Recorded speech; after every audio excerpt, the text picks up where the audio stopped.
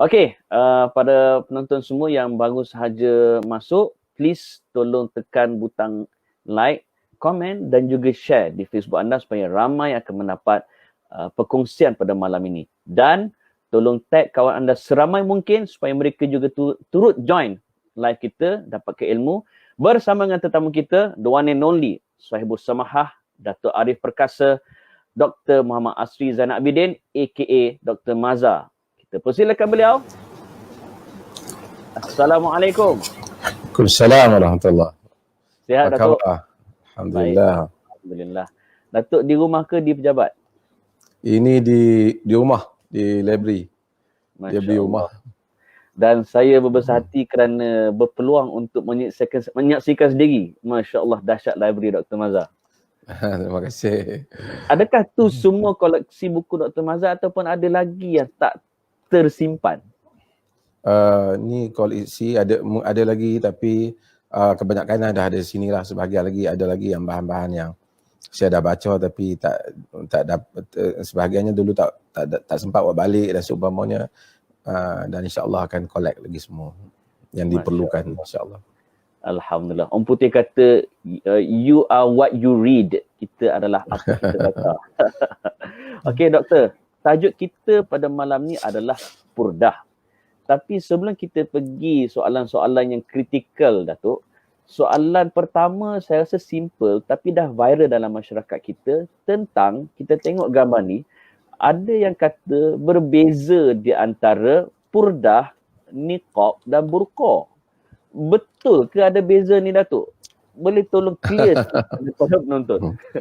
Dia berbeza bahasa. Burqa ni mungkin dia ambil daripada perkataan Arab al-burqa. Al-burqa ni disebut juga di dalam hadis di mana Nabi SAW ada menyatakan wa talbisu al-muhrimatu ma sya'at illa al-burqa. Maka orang yang berihram itu, wanita yang berihram tu dia pakai apa yang dia mau melainkan burqa. Burqa yang ditutup muka tu lah. Biasanya wanita Arab dulu kan dia pakai, kita nampak kain dia tu keras sikit. Kita ataupun sekarang ni macam di Afghanistan mereka tutup tak nampak, tinggal sikit, dia panggil burqa. Dan Nabi SAW larang memakai burqa ini ketika orang berihram. Ya, dan juga seperti mana larangan kepada memakai niqab. Niqab itu bahasa Arab, mungkin Melayu panggil purdah lah. Purdah ni saya tak rasa itu mungkin bahasa Melayu lah kot, ataupun dia ambil daripada mana-mana. Kalau burdah lain, burdah kain itu, tapi ini purdah. Purdah ni orang Melayu biasanya faham yang tutup muka. Cumanya kita tak pasti, mungkin di kalangan masyarakat kita mereka tak berapa jelas kadang-kadang bila mereka maksudkan purdah itu apa. Sebahagian mereka kata tutup muka je purdah kan. Tapi kalau niqab yang dipahami itu, yang dimaksudkan oleh para fuqaha itu, dia menutup semua melainkan mata sahaja. I see. Ya. Okey. Sekarang kita masuk perbincangan yang lebih serius, Datuk. Ya. Okey. Bila Niloufar mula memakai purdah, tiba-tiba majoriti umat Islam, rakyat Malaysia, even yang bukan Islam, dah mula bincang tentang purdah. Semalam pun ada selebriti call saya, Datuk, pukul 12 lebih, tanya betul ke Min, sebab dia dah otai, dia kata betul ke Min akak ni yang dah tua ni berdosa tak pakai purdah, dia tanya. So, soalan saya, Datuk, pertama sekali, adakah purdah ni sunnah? Sebelum saya jawab soalan itu, saya takut nanti terganggu perasaan orang-orang yang sudah memakai ni. Ya, jadi saya kena mukaddimahkan ini sedikit, iaitu bahawasanya memakai purdah ini adalah hak individu. Maksudnya seorang individu tu seperti mana dia berhak memilih untuk memakai tudung labuh ke, tudung bulat ke, ataupun warna-warna tudung yang dia nak pakai, itu adalah hak dia yang tidak dipertikaikan lah di sudut pilihan dia, selagi mana dia tidak mengganggu orang lain dan selagi mana dia tidak menuduh orang lain bahawasanya yang tak pakai itu kurang agama dan seumpamanya. Dari segi hak, dia berhak untuk memakainya. Kerana itu adalah pilihan peribadi, dan dari segi adakah ia bercanggah dengan Islam, tentulah ia kalau pilihan peribadi tak mengganggu orang, ia tak bercanggah dengan Islam. Cuma kalau persoalan Brother Amin tu dia ke depan sikit. Adakah dia dia advance tuntutan sikit. agama? Aha. Kalau tanya saya, ia bukan tuntutan agama. Dia bukan tuntutan agama kerana bahkan kalau kita lihat dalam semua mazhab-mazhab Islam, daripada mazhab Abu Hanifah, mazhab Imam Malik, dalam mazhab Syafi'i dan mazhab Hanbali, kesemuanya mereka menegaskan bahawasanya muka dan tapak tangan wanita itu tidak aurat. Bahkan di kalangan mereka ada yang lebih daripada itu, seperti dalam qaul Imam Abu Hanifah yang menganggap kedua kaki atau tapak kaki ini tidak juga aurat, seperti juga qaul Al-Muzani dalam mazhab Syafi'i juga mengecualikannya. Ya. Jadi artinya bahkan ada dari riwayat Ikrimah sehingga dia disebut sughratun nahar, yakni muka sehingga ke pangkal leher. Yang lebih luas lah, tapi itu bukan qaul yang agak terpencil. Namun apa yang penting jika kita lihat asas perbincangan itu ialah di ayat di dalam surah An-Nur yang menjadi perbincangan. Wala yubdina zinatahunna illa ma zahara minha. Mereka tidak menzahirkan, menampakkan zinatahun, perhiasan mereka, illa ma zahara minha, melainkan apa yang zahir daripadanya. Perkataan zahir itu apa? Yang ni bila dia pakai tudung semua, apa yang dia zahir? Kebanyakan ulama riwayat Ibnu Abbas daripada Aisyah kesemuanya mereka menunjukkan iaitu wajhuha wa kaffaha, wajahnya dan kedua tangannya. Sebahagian dia tambah wa khatama wal khatam, dan juga cincinnya. Maka artinya pada majoritinya ialah mereka tidak menganggap bahawa muka menjadi kewajipan agama untuk menutupnya. Tapi saya bagi tahu ia pilihan, tapi untuk dikaitkan dengan agama, nasnya tidak kuat. Bahkan jika kita lihat Nabi SAW larang wanita-wanita yang berihram, melakukan ihram, memakai burdah, kan?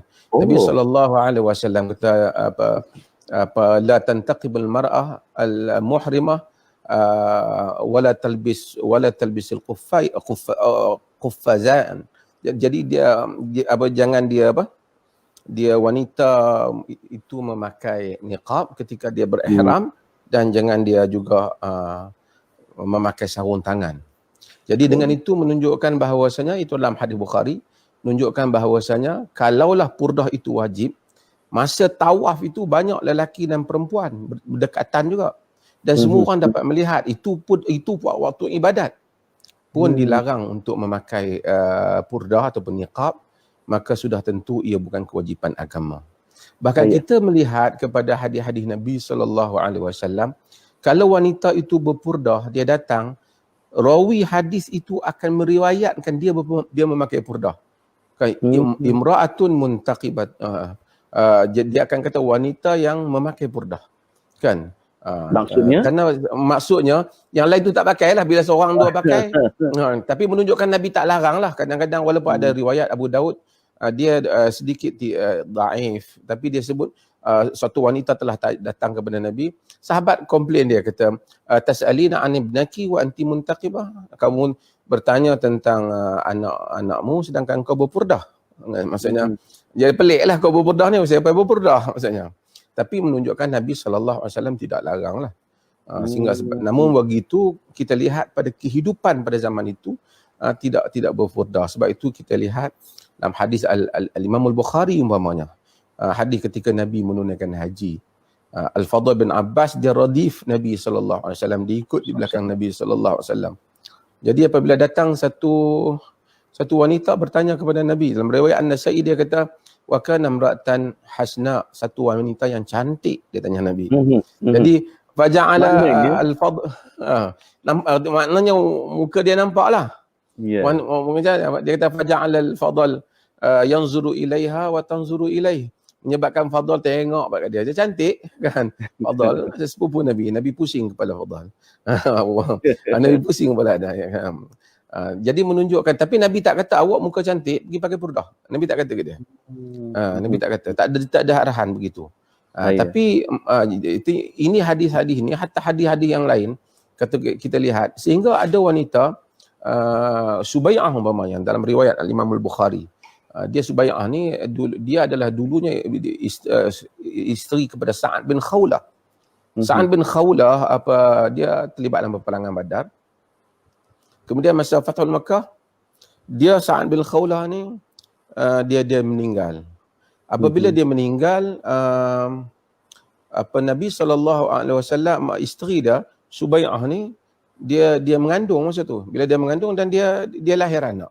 Dia orang tak faham lagi adakah dia lahir anak, kalau dia meninggal kena kena tunggu sampai lahir anak, kemudian 4 bulan 10 hari atau macam mana. Jadi dia dah lahir anak, dia terus fatajammalat, dalam hadis kata dia pun bersolek cantik, pakai cantik. Bila dia pergi ke tempat lain, dia jumpa dengan Abu Sanabil bin Ba'kak. Dia lihat, dia kata, "Oi, kau ni bersolek." Dia kata, "Tatajammali, engkau ni bersolek, kenapa? Kau nak kahwin ke?" Jadi dia kata, "Kau tak boleh kahwin sehingga habis. Kau kena tunggu iddah kau." Dia terus pergi jumpa Nabi SAW. Tapi menunjukkan dia bersolek, dia kerana dia kata fatajammalat lil khutab, dia bersolek untuk orang meminangnya. Maksudnya dia pakai cantik, wow, wajahnya cantik. Jadi maksudnya wanita pakai cantik dan kemudian dengan solekkan yang tak melampau, yang orang tahu bahawasanya dia bersiap supaya orang berkenan kat dia untuk dia berkahwin. Semua itu berlaku menunjukkan purdah tidak diwajibkan oleh agama. Okey. Maknanya hadis-hadis yang Dr. Mazhar sharekan tadi, secara defaultnya memang masyarakat Arab ada yang memakai purdah. Bila dia jumpa Nabi, Nabi tanya dia, Nabi tak larang dan Nabi tak suruh. Macam tu, Doktor? Nabi, kita tengok riwayat-riwayat, ada wanita yang datang memakai purdah dengan keadaan riwayat wanita itu datang memakai purdah. Jadi menunjukkan yang lain tu tak pakailah. Kalau tidak, kalau semua pakai, buat apa nak bagi tahu? Nabi tak tanya. Nabi tak larang. Cuma kita tengok Nabi larang apabila mereka nak melakukan ihram. Okay. Masuk di situ Nabi larang.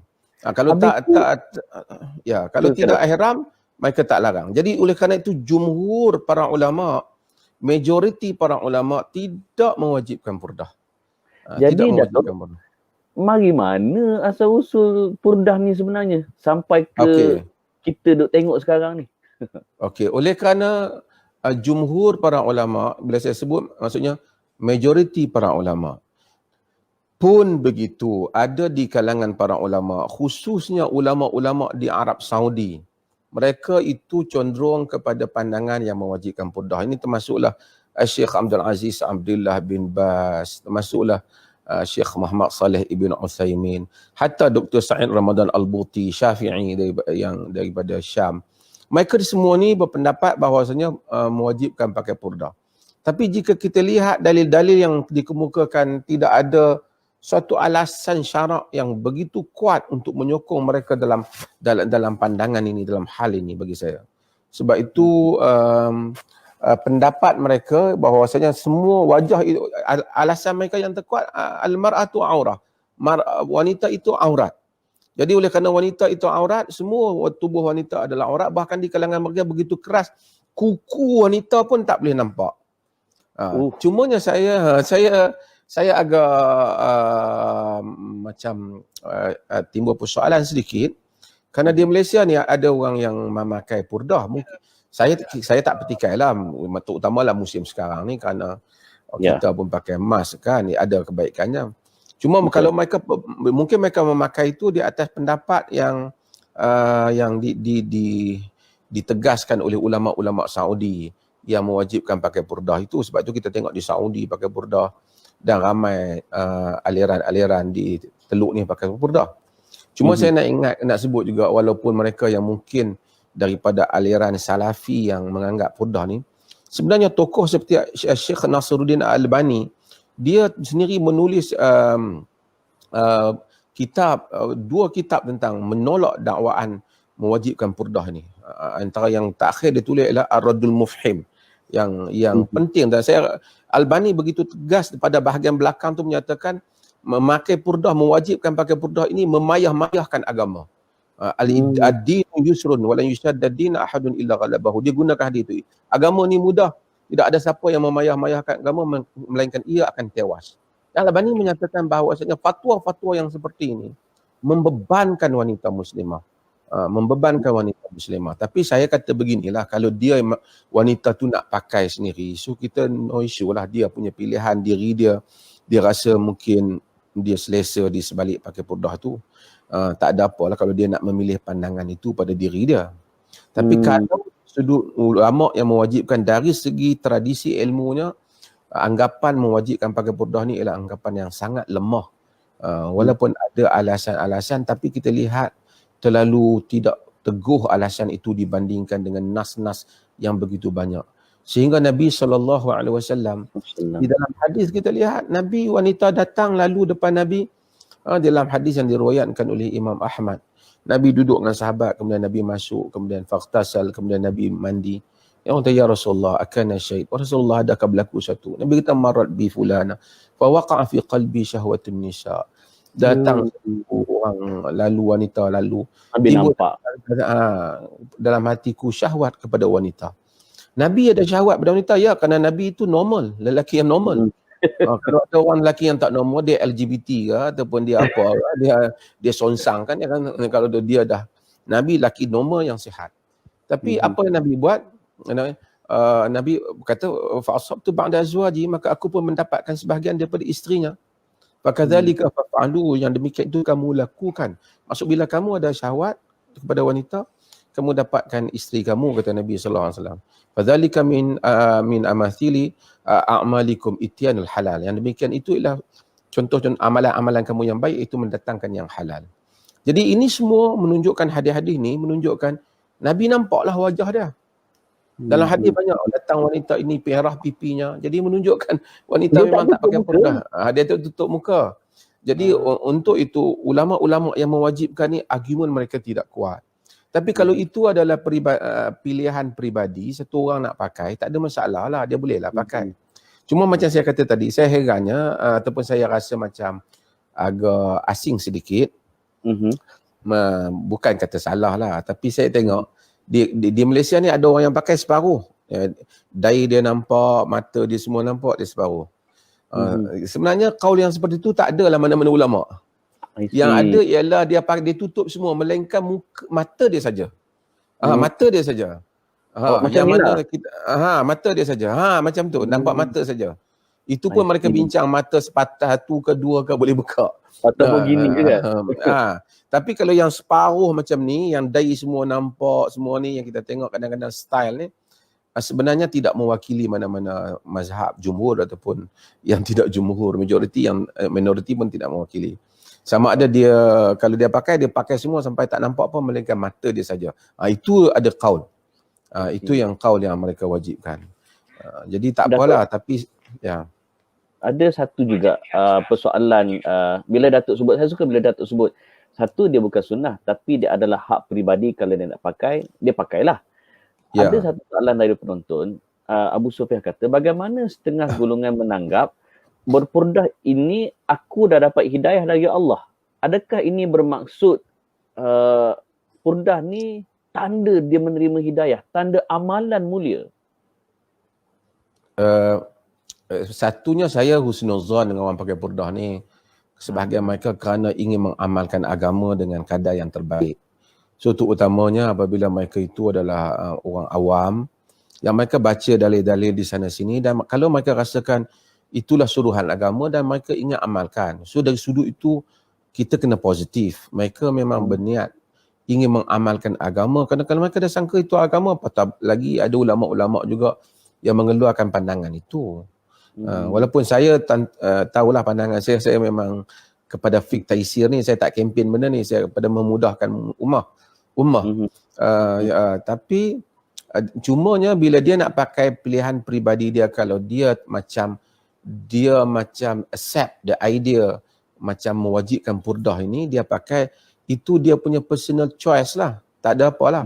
Tapi dia tak boleh judge lah, kata memakai purdah ialah menentukan kadar baik ataupun buruknya seorang wanita muslimah. Tak boleh, sebab tak ada dalil yang mewajibkan pakai purdah. I see. Taklah juga dalil yang kata nak sunat pakai purdah pun saya rasa tak boleh pergi. Sunat ni melainkan wanita tu kalau dia tak pakai ni, orang kenal dia, lepas tu orang pula jenis suka duk ejek, kacau dia, saya ingat okey. dia boleh pakai lah. Maknanya hujah yang mengatakan memakai purdah untuk mengelak fitnah. Adakah itu hujah yang rapuh ataupun hujah yang tengok keadaan ataupun situasi? Saya tak nak kata kalau memang tempat dia tu ada orang suka tengok muka orang Melayu suka kacau. Semuanya umpamanya kan. Kita pun tengok muka dia memang suka kacau, dia pun nak elak. Okeylah. Tapi kalau dia kata ada orang datang jumpa saya, dia kata dia kena pakai purdah kerana orang selalu macam, saya tahulah maksud dia, orang tertarik lah dengan wajah dia tu. Macam cantik lah. Ada orang lah. Tapi saya tengok macam biasa je lah. Tapi cumanya dia mungkin lah, tak apalah, dia anggapan ada diri dia.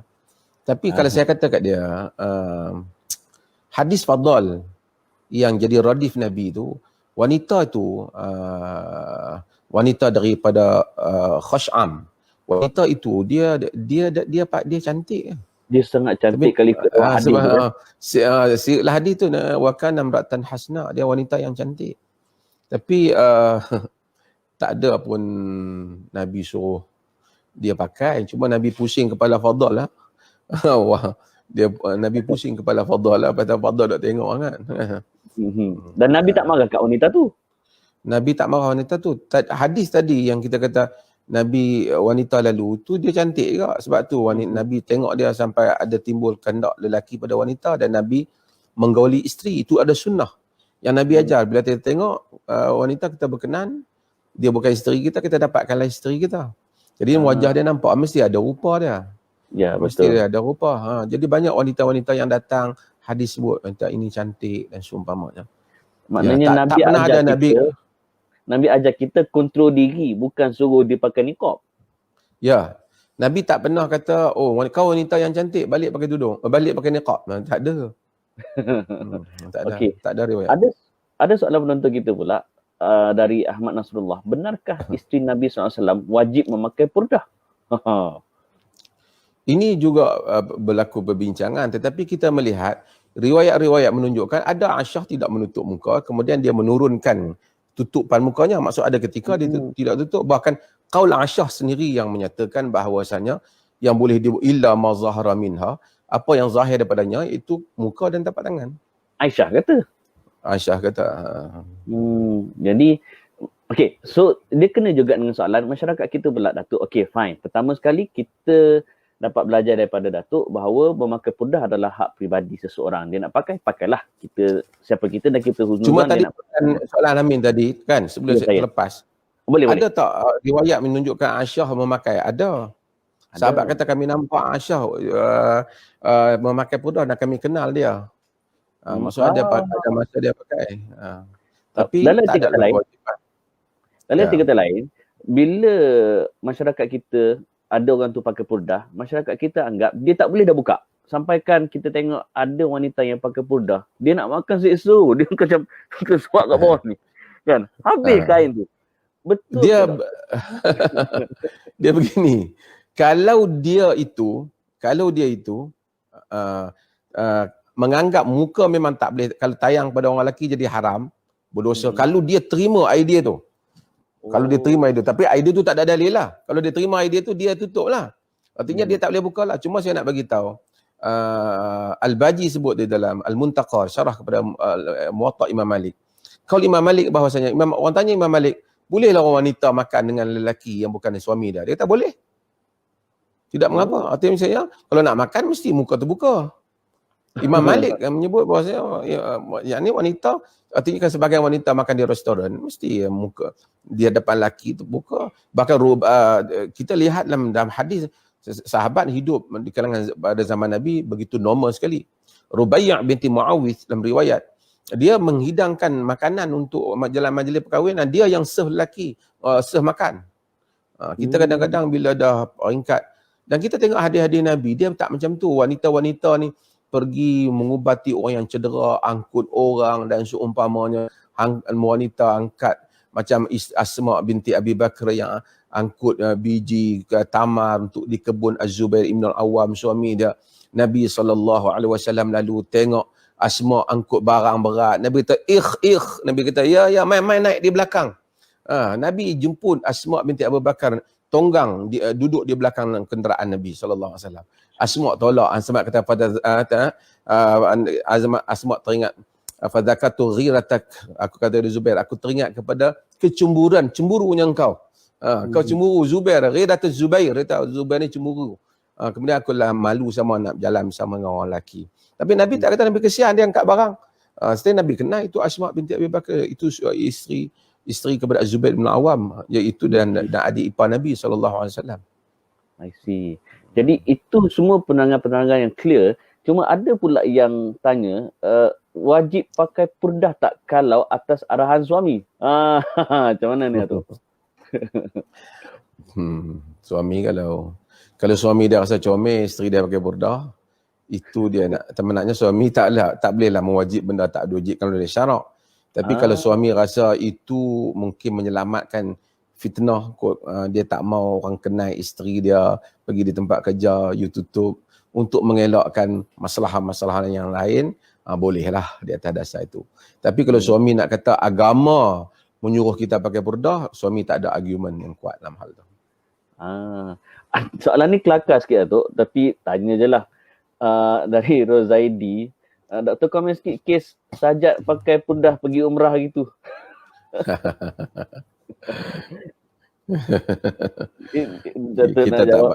Kita tak payah hurai, tak payah komen benda yang tak terpakai. Benda tu ada isu kan, tak perlu pakai. Okey. Ada juga soalan dari penonton kita. Saya rasa beliau, saya tak pasti ini gambar dia ke gambar Nilofa. Macam mana kalau kita nak pakai niqab ni kerana Allah, kerana berasa sangat malu ingin menunjukkan muka kita di hadapan lelaki ajnabi, dan juga kerana kita ingin mengelakkan dari dipandangan lelaki ajnabi. Mohon pendapat Datuk. Silakan. Tak. Dia kita nak buat benda kerana Allah ni tak apalah. Baguslah niat tu. Tapi kita kena stabilkan satu benda, establishkan satu hal dulu. Iaitu kita kena stabilkan benda tu Allah suruh lah. Allah suruh, Allah dan Rasul suruh, jadi kita buat kerana dia lah. Kalau kita yakin itulah Allah dan Rasul suruh, that's we are, ataupun you convinced that is what Allah and His Prophet want from you, based on dalil, kalau macam tu tak apalah. Tapi kalau sekiranya based on dalil, saya rasa takkan kuat untuk menyatakan wajib. Jadi, tapi kalau dia rasa lelaki tengok muka dia, yalah pada zaman Nabi pun macam tu kan, Nabi pun ada tengok juga muka orang perempuan. Tapi macam tu lah, kemudian tengok, kalau taklah tengok muka dia, macam Fadal juga tengok tadi, Nabi pusing kepala dia. Kan? Jadi orang berjual beli pada zaman Nabi, Nabi tengok juga. Wanita yang cantik yang datang tanya, Nabi tengok juga dia. Untuk tujuan itu, sehingga fuqaha ada bincang, kalau tengok muka dengan tapak tangannya boleh pun tidak. Ataupun yang dikata yaghdudna min absarihim tu, yakni rendahkan pandangan mereka itu merangkumi yang mana. Tapi tak apalah. Kalau dia rasa dia convince betul lah dengan dalil-dalil yang ada dalam kalangan yang mewajibkan tu, di atas dasar itu saya rasa kalau pada waktu itu dia convince, mungkinlah lillahi ta'ala lah kan. Tapi macam saya katalah, kalau saya nak buat benda ni lillahi ta'ala, saya kena make sure dulu benda tu Allah suruh lah. Kalau benda tu tak ada dalil yang jelas, kita nak kata kerana Allah Ta'ala, susahlah juga kan. Susah sikit. Dia sama juga dengan sama juga yang ni. Adakah pahala khusus untuk orang memakai purdah? Lalu dikata niat untuk mendekatkan diri pada Allah dan Rasul.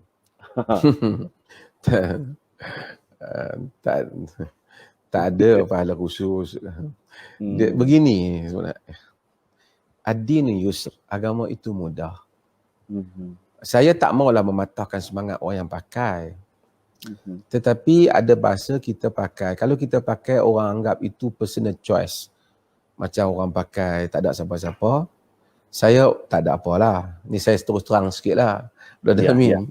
Silakan. Tapi yang saya risau, bukan di Malaysia lah, khususnya saya pernah duduk di UK dan juga pernah pergi beberapa negara Europe, dan saya rasa kalau orang anggap purdah itu adalah kewajipan agama non-Muslim, saya bimbang mereka anggap Islam ni susah.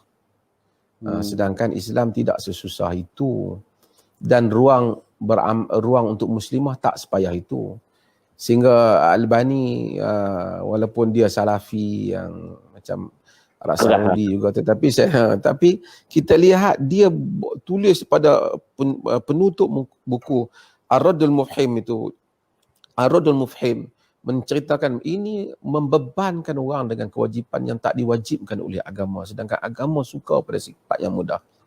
Yassiru wala tu'assiru, basyiru wala tunaffiru, mudahkan jangan payahkan, bagi khabar gembira jangan bagi orang lari. Kata Aisyah, ma khuyira Rasulullah sallallahu alaihi wasallam baina amrain illa akhadha bi aisarahuma ma lam yakun ithman.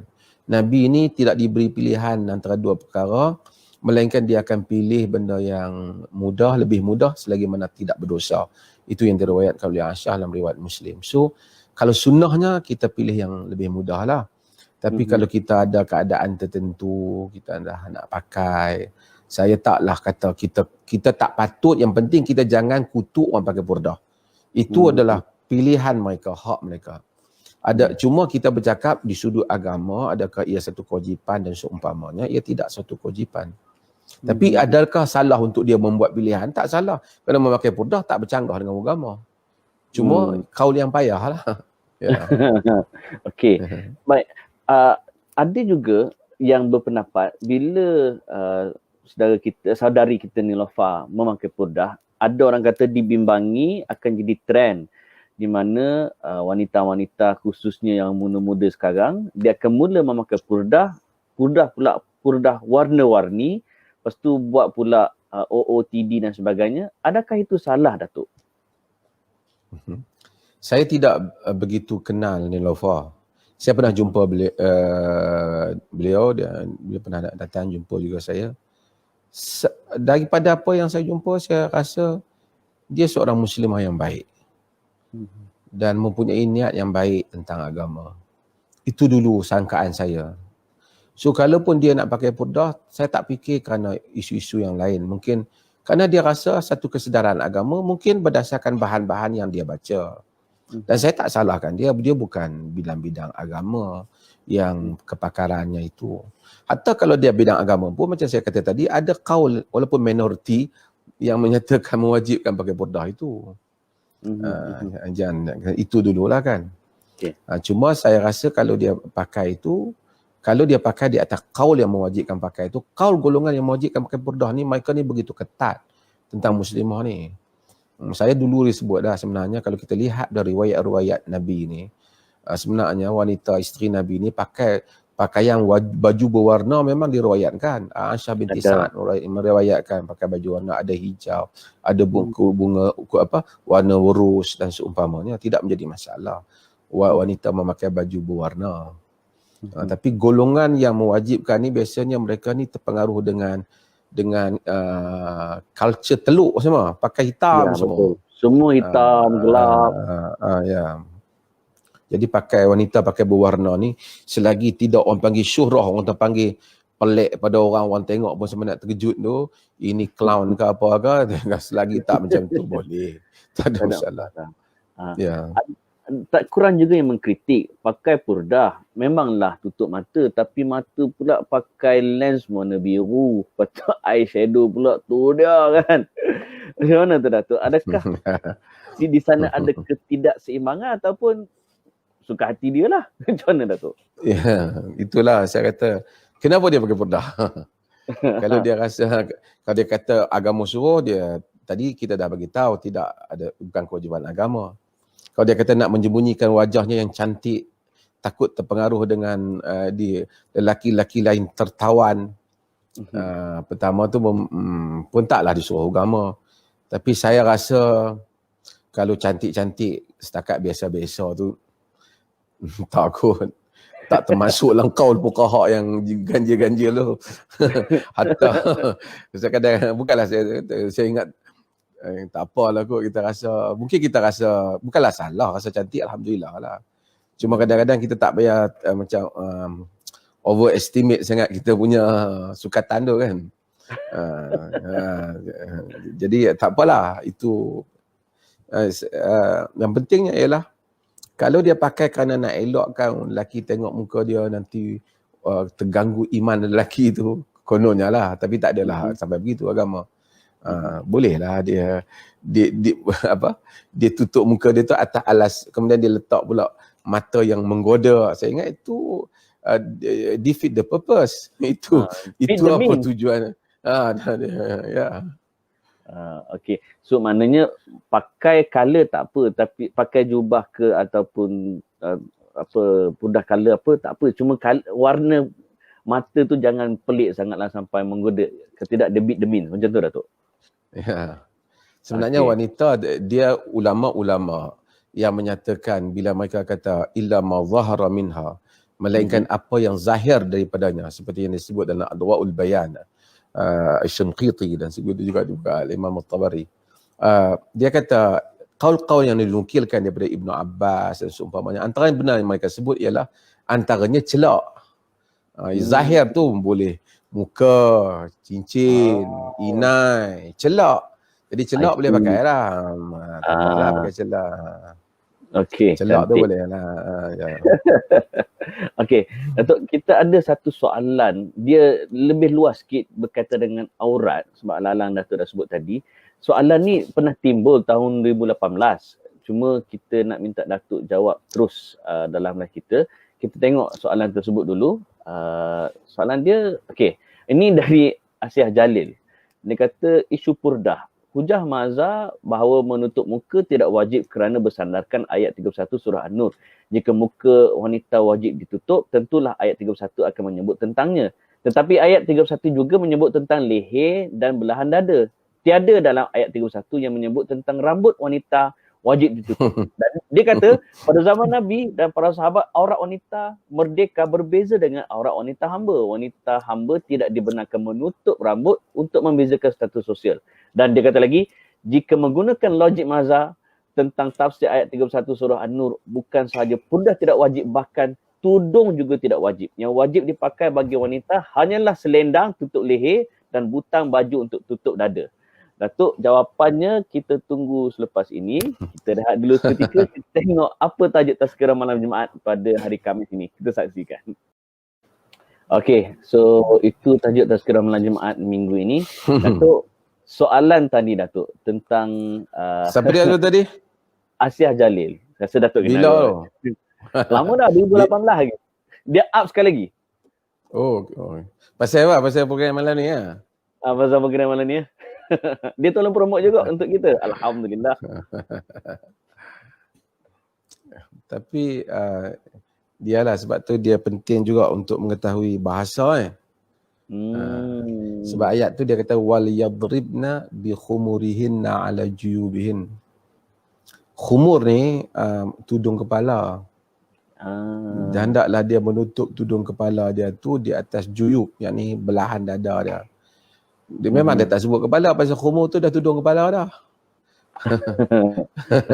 Khumurihin tu memang tudung kepala dah. Cuma ulama-ulama kata jadikan ayat itu juga dalil.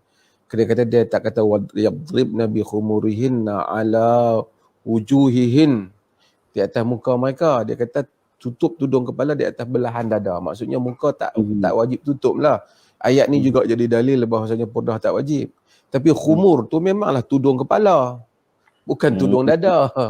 Sebab tu dia maksudnya daripada atas turun ke dada. Itu maksud dia. Sebab itu para fuqaha yang bincang masalah ni, mereka tak pernah berselisih pun tentang tudung kepala tu wajib ditutup. Cuma ada tadi yang Ikrimah tu saja, yang qaul yang kita lihat nampak macam luas sangat, iaitu dia, tapi itu pun kita tengok mungkin ada sebahagian wanita di barat pun mungkin pakai, iaitu dia kata wajahnya dan kepada suratun Nahl sehingga kepada tengkuk ni, maksud dia bagi ruang sampai itu. Jadi tapi maksudnya kepala termasuklah. Kepala khumur tu sendiri memang tudung kepala dah, tak payahlah hendaklah dia menutup tudung kepalanya. Memang tudung kepala, khumur tu tudung kepala dah cover dah. Dia kata hendaklah dia menutup dengan tudung kepala, mereka menutup dengan tudung kepalanya ala juyubihin, di atas fathul thawb, atas belahan dada dia tu. Jadi tak terbutulah. Dia kena. Itu penting bila belajar tafsir ni, ialah ilmu bahasa. Sebab tu orang panggil, sebab tu orang panggil khamar. Khamar tu dia tutup akai, dia tutup otak. Dia khamar tu, khumur. Oh, tutup. Okey. So kita dalam 10 minit lagi ni Datuk, dalam situasi masyarakat sekarang, ramai duk debat kan. Orang nak pakai purdah, suka hati dia lah nak pakai. Dan adakah kita boleh memaksa orang pakai purdah? Saya setuju yang pertama lah, orang nak pakai purdah suka hati dia nak pakai. Yang tu saya setuju lah. Tapi nak paksa orang pakai purdah tak boleh lah. Saya tidak bersetuju lah kalau kita paksa orang pakai purdah. Dan saya berpendapat kalau aliran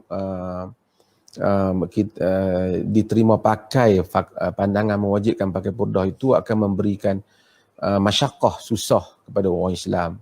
Terutama pada zaman sekarang, ada pergi universiti, urusan macam-macam, kita penjual beli, kadang-kadang terutama zaman orang boleh tipu. Kadang-kadang mungkin orang masuk dalam tandas wanita dan seumpamanya tak kenal. Ini semua memberi ruang yang mungkin akan menjadi beban. Kalau ada orang nak pakai juga, personal choice dia, yang mana dia selesa dengan begitu, kita tak kata apalah. Macam mana satu orang dia nak pakai tudung warna apa, itu pilihan dia lah. Tapi janganlah dia kaitkan agama mewajibkan kita pakai purdah. Kempen ni tak boleh. Okey. Dan wajar. Boleh tak pihak penguasa ataupun contohnya syarikat ke ataupun universiti ke ataupun pihak berkuasa lah, kalaulah seseorang tu dah berpakai purdah tapi atas sebab tertentu disuruh buka seketika ataupun buka terus, boleh atau tidak? Boleh. Kerana itu untuk masalah orang ramai. Yang mungkin dia nak cek, takut ada bahaya, kawan tu mungkin menyamar, seperti masuk ke Dewan Peperiksaan, orang lain ambil periksa, orang lain punya nama. So dia kena tengok muka seumpamanya. Dan ini semua mereka kena beri kerjasama. Ataupun kalau sekiranya sekolah tu dia tak benarkan orang pakai purdah di dalam sekolah dia, kita akurlah kalau kita dah pilih sekolah tu, macam mana kita pilih pakai purdah, kita pilih sekolah tu tanpa dipaksa, kita juga kena bersetuju dengan peraturan yang dia tetapkan. Selagi mana peraturan dia tak bercanggah dengan agama lah. Kalau dia suruh buka lebih pada tu. Dan boleh atau tidak sesebuah institusi itu mewajibkan pula seseorang tu pakai purdah? Institusi itu atas alasan apa? Kalau dia atas alasan satu keselamatan dia, macam kita sekarang wajib orang tutup muka kerana COVID ke apa, tak apalah.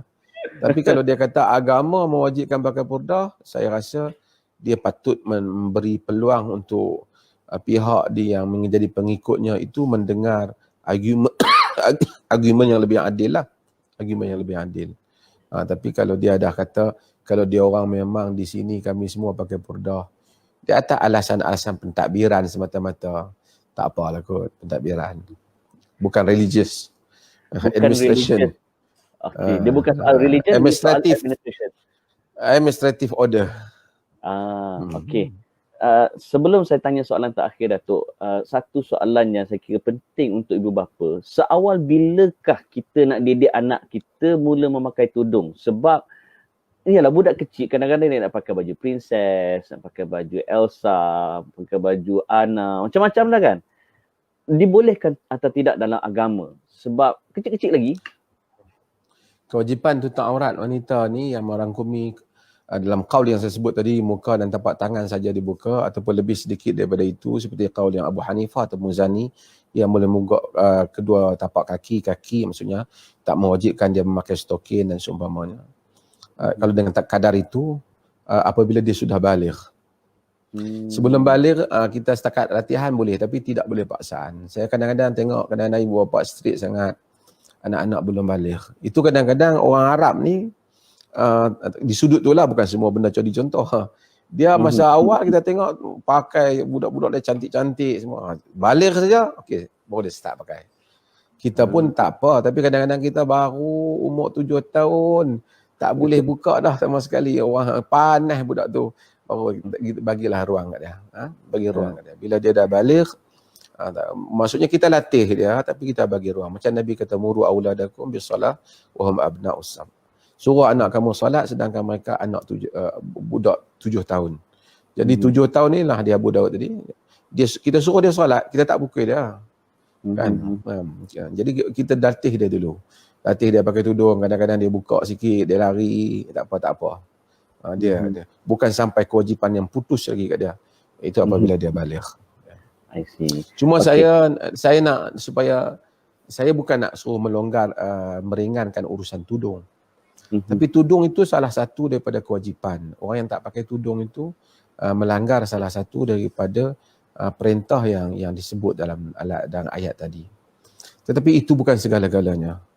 Kita tidaklah judge manusia keseluruhannya juga dengan tudung. Kadang-kadang ada orang dia lemah di tudung tapi dia bagus di tempat lain. Kita kena terima juga hakikat itu.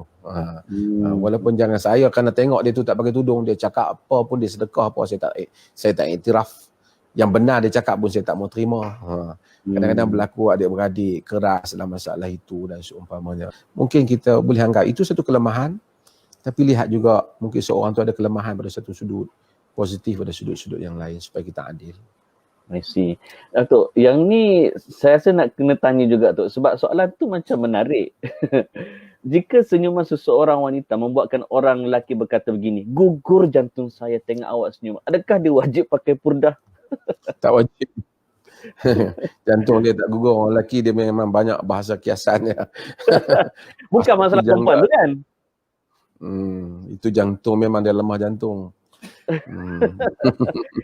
Gatal kan. Tapi sebenarnya saya nak supaya orang normal berfikir tentang agama. Kan? Kadang-kadang kita pergi sekolah agama, mungkin Brother Amin mungkin sekolah agama kot. Sekolah agama lah. Saya sekolah agama tapi semua lelaki tu. So tak ada masalah. Agama ni dia bukan seperti itu yang langsung perempuan ni macam tak boleh. Dia tak seperti itu. Sebab tu kita tengok kan, tawaf lelaki dengan perempuan sekali. Dia taklah sampai pengasingan lelaki tawaf pagi, perempuan tawaf petang. Dia tak ada. Nabi tengok wanita tu cantik, Nabi teringat timbul syahwat dapatkan isterinya. Kan? Maksudnya. Agama begitu. Wanita datang bertanya dengan Nabi. Kadang-kadang datang berhujah dengan Nabi. Datanglah majlis Nabi, bangun tanya Sayyidina Umar dan seumpamanya. Berlaku demikian. Wanita layan Nabi datang ke dalam majlis, hidang makanan macam saya sebut tadi.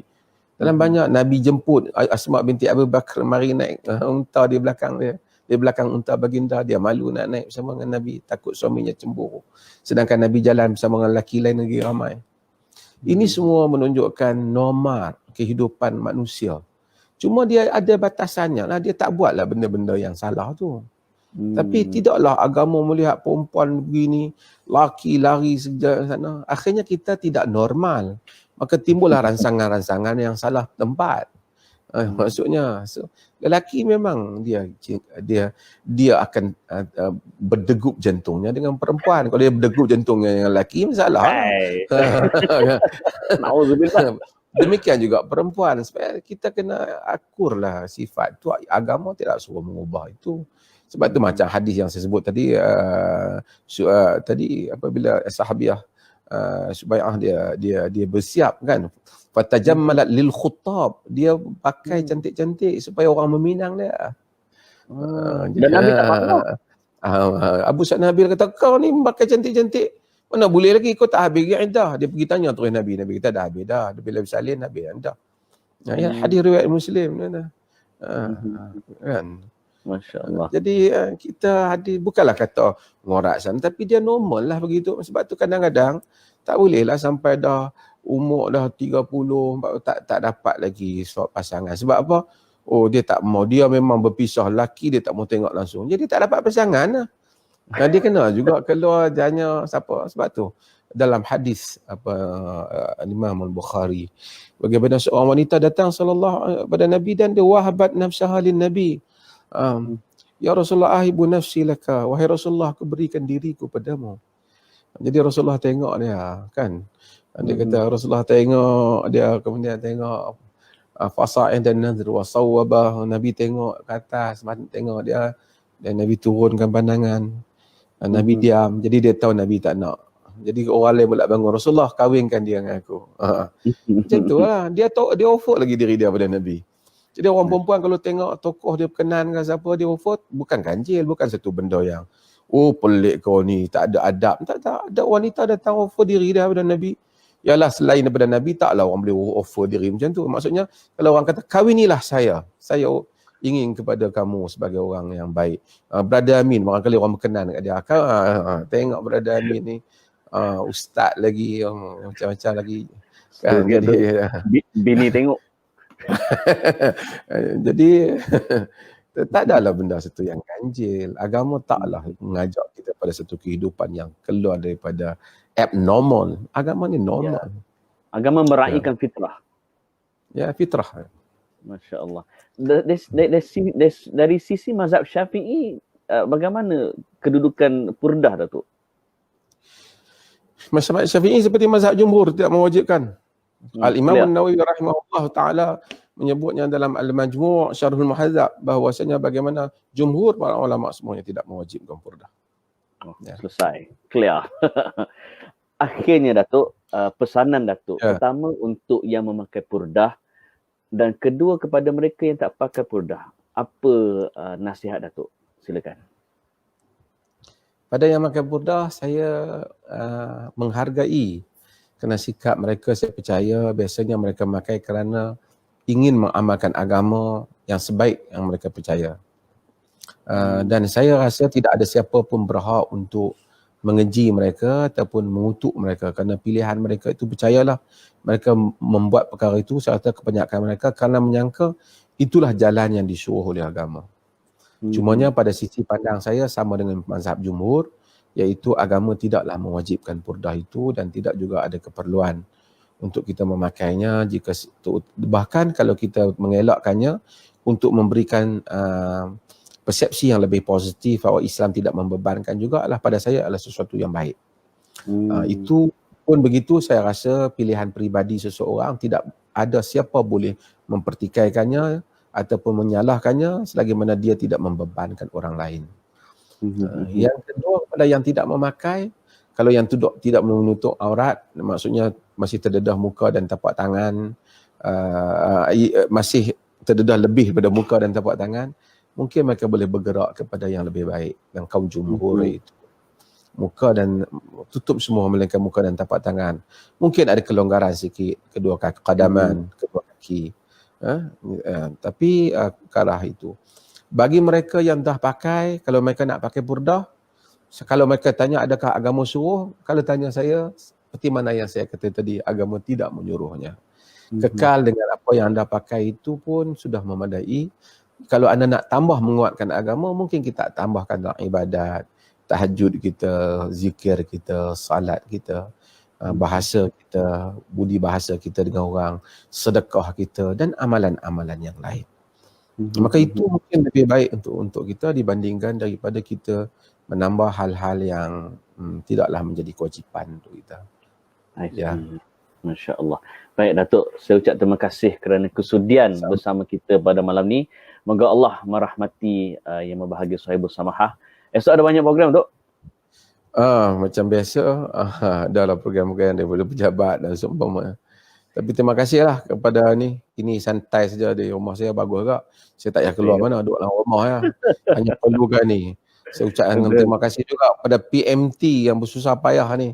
Brother Sabri dengan Amro ni datang daripada Penang ni nak bagi gambar ni elok. Tapi dari Penang?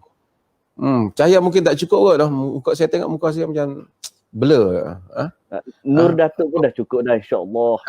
Dah berbalam sikit. Tapi saya harap mesej kita capai.